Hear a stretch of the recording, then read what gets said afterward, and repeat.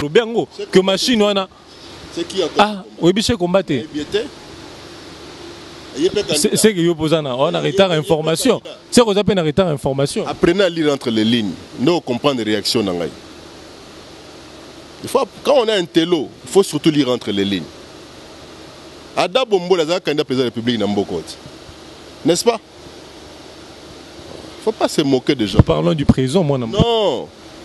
Pour nous situer, comprendre. Apprenez à lire entre les lignes. Mais ce que proposition est Fridolin et Boboy, que non? Lokola, moi Mboka, Claude Machala. Lokola machine à voter et opposer problème. Tant que n'est ma ponomia, ba candidat président n'a pas bulletin papier. Moi Mboka, Claude Machala. Azanani. Na pose question Azanani. Azanani Fridolin. Yom te répond. Non. La RDC c'est un état laïque. Ok. Le Moussa l'église catholique, si beaucoup m'en a d'accord il y a 5 ans. À Salani, l'autre côté, ils avaient rendu le tablier. Mais on va Chibala. Ils avaient rendu le tablier. Mais au Ebiki, on va Chibala. Accord, il y a. Non. Il y aura un ébisa. Il y a botika qui la population. Si il y a en église, on a continué. Jamais au monanga kuna. Si il y a pour la communion, on a une victoire. Ok. Alors moi, Claude dit que même les fonctionnaires vont contraindre Bango un meeting FCC sous prétexte de ce balobaye. Prochainement,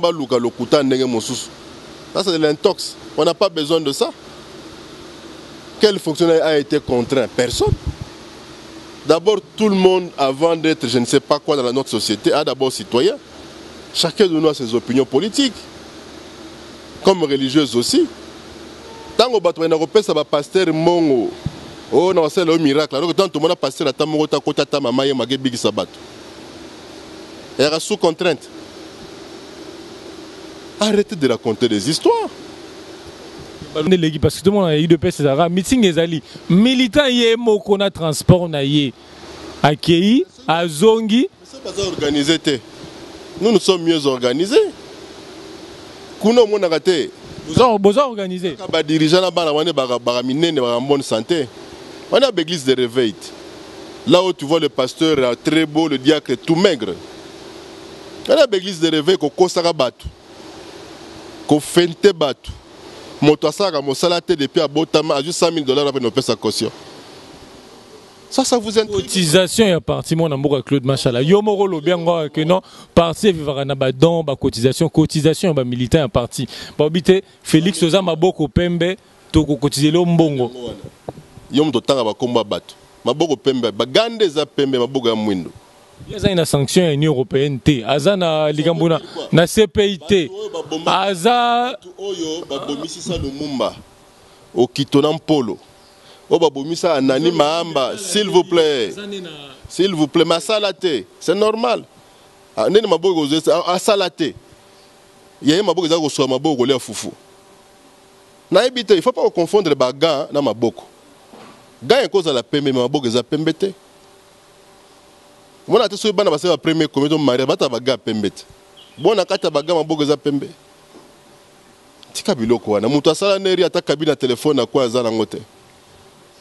Ce qu'il y a qui point au côté là, je crois qu'on s'est trompé d'adresse. Moi, je n'aime pas les faussaires. Moi, je souffre pour faire étudier mes enfants. Je suis Kembi un petit peu tanga. Na Kembi, bama ça na Kemba.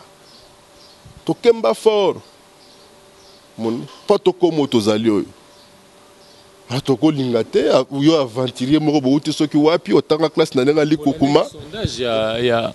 Mais tu dois savoir d'abord que c'est le sondage d'abord téléguidé. Et tout tu sais d'abord que la fraude corrompt le tout. Et tout sondage qui plébisciterait un faussaire, même de 1% d'intention de vote. Même s'il est populaire. Populaire. Les résultats ne peuvent qu'être faux. Satan sera populaire. Maintenant, tout le monde est koyeba neza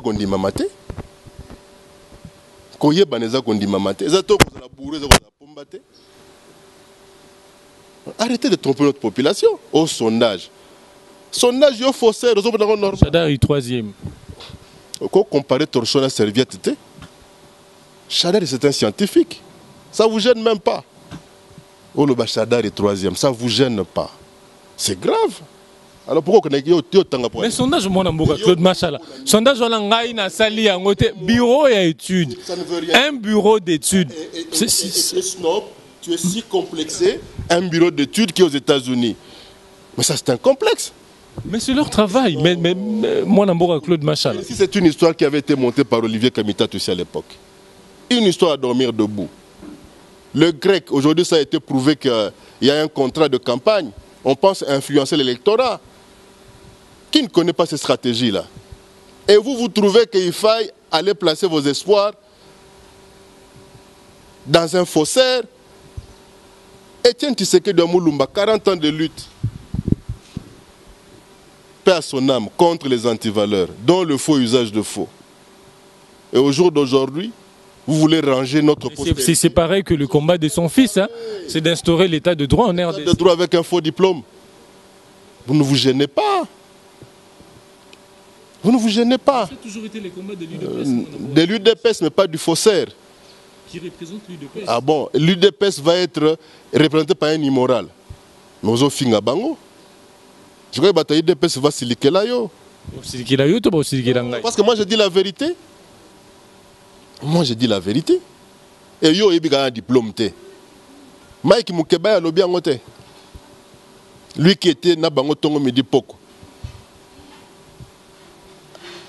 Tongo midi poko na bango. Qui c'est ce qui va Mike Kamba combien fait? Qui c'est? Par qui? Qui ne sait pas que c'est un faux diplôme? Mediapart à Kosaki. Il y a des réseaux sociaux. Oui, mais Mediapart. Mediapart s'est occupé du dossier Kaouzak en France. Tanga Mediapart. On a Jeune Afrique avait écrit quoi? Jean-Pierre Bem avait fait quelle déclaration? Et yo lelo yo lingwe bisabatunini.